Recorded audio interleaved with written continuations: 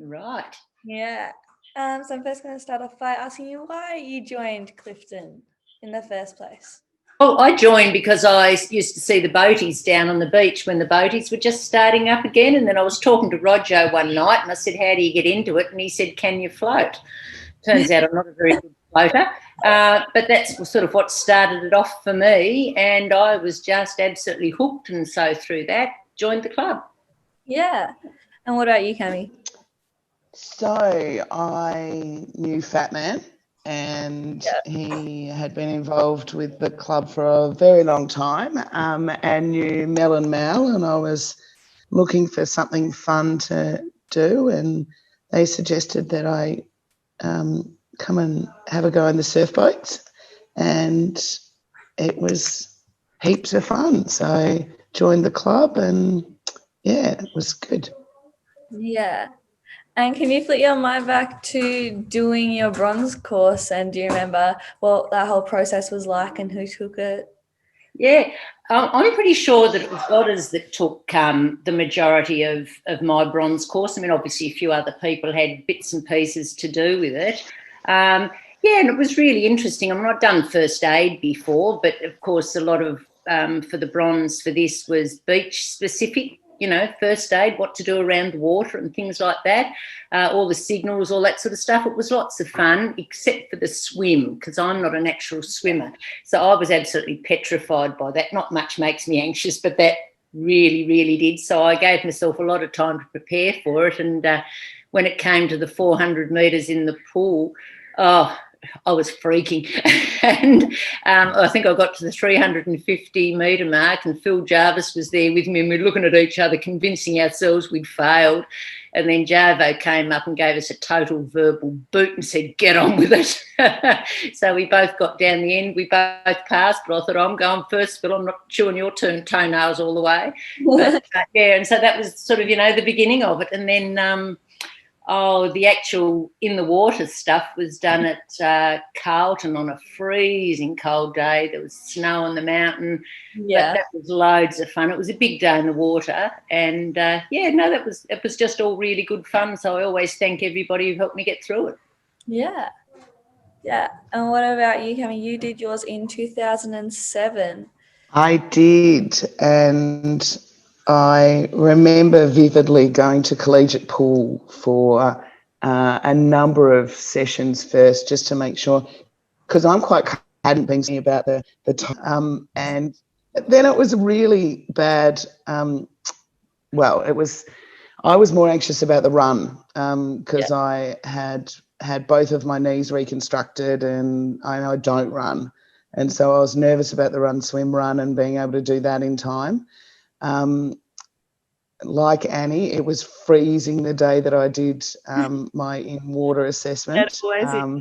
But I had Godders and G just being really supportive. And so I think that there were certain men in the club who have been real enablers and have encouraged women to, that they can do it.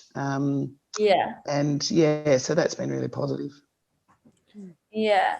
And so you guys have patrolled ever since you've got your bronze. What's that like, being a part of a team, and especially being a woman a part of a team and with other girls as well?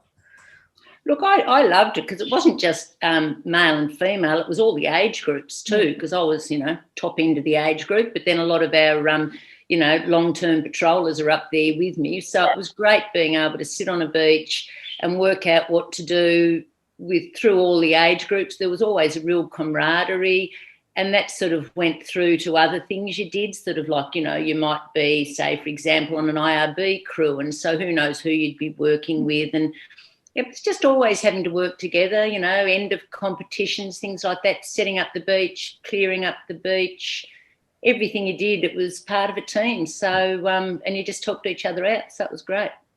Yeah. Except we never got, I seemed to luck with every patrol was freezing. Yeah. And so there weren't too many, there were some patrols that we did that there was absolutely no one on the beach, but that made for other interesting times.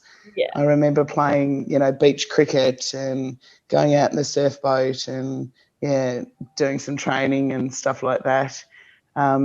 Training for the marathon, like that was amazing on a number of occasions to have dolphins alongside you, in the river and stuff like that. So there's some absolutely fantastic memories of Clifton and the surf club. Yeah. Yeah. So have you got any advice for any women of any age that's thinking of doing their bronze and becoming a surf lifesaver? I'd say absolutely just do it. I was 50 when I did my bronze, and even though, as I said before, it petrified me about the swim, I am still to this day so proud of myself that I did it and I achieved it, and that it allowed me to do what I then wanted to do with the rowing. So, go for it.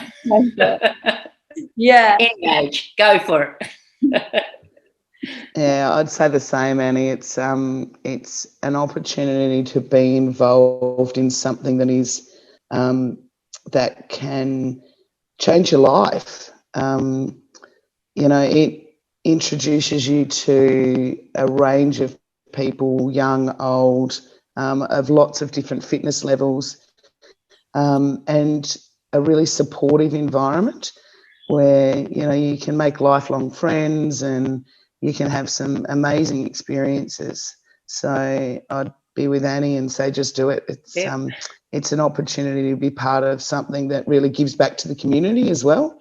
And you can be really proud of what you do through the surf club. So it's great. Get lots of skills and, have lots of fun as well. Yeah. I know that whenever I go in and I have like a jump interview or something, or like I'm applying for something online, they'll be like, volunteer work, and I'll just be like, yes. Like, it's just, not only is it really good to give back to the community, it's actually, it's selfish, but it's actually really good. It gives you more opportunities, I think, to be able to say that that's what you do and you are a member of a team like that. Look, I've seen it too with, when I've sort of been at annual dinners and things like that, and it's always just amazed me because I don't particularly like public speaking, but, often we have to get used to it. But I see these young people coming up through the club and they've been presented with an award, and just their confidence and their presence and things like that. And I'm thinking that's just got to stand them in such good stead into the future. And I'm just so impressed by all these guys as they, seeing them come through.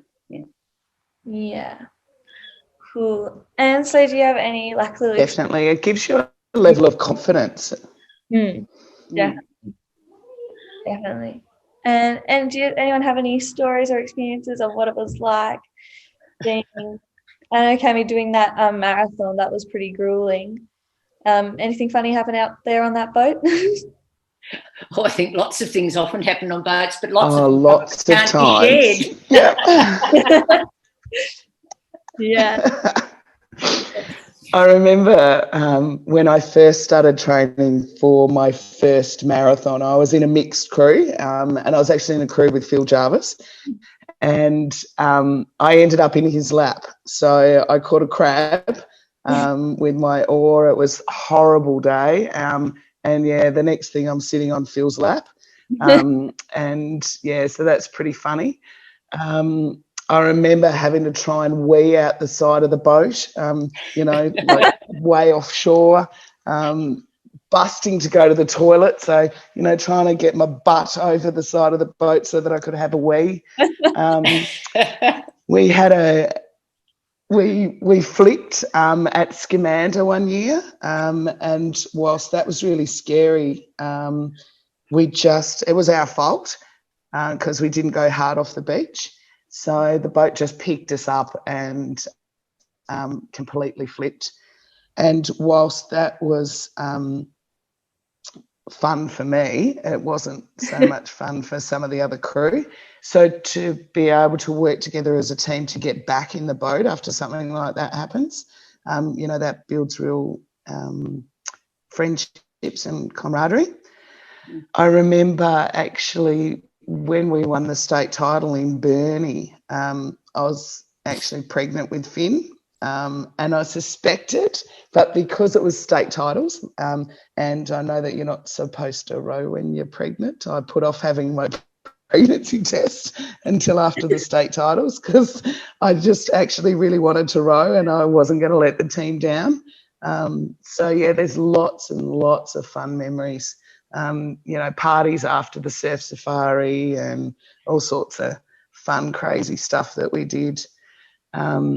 Really scary incident when we were away when Fat Man had his episode and Barney and I hung around and we went from on the beach, so I was still in my bathers and I just threw on a shirt and we raced to the hospital. But the support and the love and those sort of things really shone through like at times like that. So I think the surf club's, given me lifelong memories and lots of fun over the years. And I wish I could still do it, but doctor said no. Yeah. Yeah. And do you have any little stories like that, or? Quite a few. I was talking to a friend who I used to row with the other day, and she said, "Oh, you've got to tell them the one about Sally." So I'll tell you the one about Sally. It was in our really early days with one of the early Clifton boats, and where we'd got down to the beach at Clifton State Carnival. We'd done a beautiful sort of quarter wave in, because none of us knew what we were doing, quarter wave in, and there was only one official there to see us, and he sort of cheered us about how beautiful it was. So then it came to doing the relay, and we were the all-girls crew for the relay. Well, we took off all right, but the trouble is we ditched Sally the sweep on our way out, and we were in the wave zone, so it was all, what do you do? Oh, well, we row. So we rowed through the next wave, and then we rowed through the next wave, and then we rowed through the next wave. Anyway, the commentator on the beach had picked this up and he saw Sally going stroke for stroke trying to catch us, and every time she was nearly with us, we rowed again. Anyway, when she finally did get in the boat, the whole beach erupted and Sally was so embarrassed. And needless to say, we didn't do very well in the relay, but we got there. But, and I think another fun one, I was thinking of Scamander again. We did a comp up there, and it was over 2 days, and when we came back for day 2, there was a great big seal on the beach right in the competition area, and you couldn't move it, so everything had to be moved around this seal.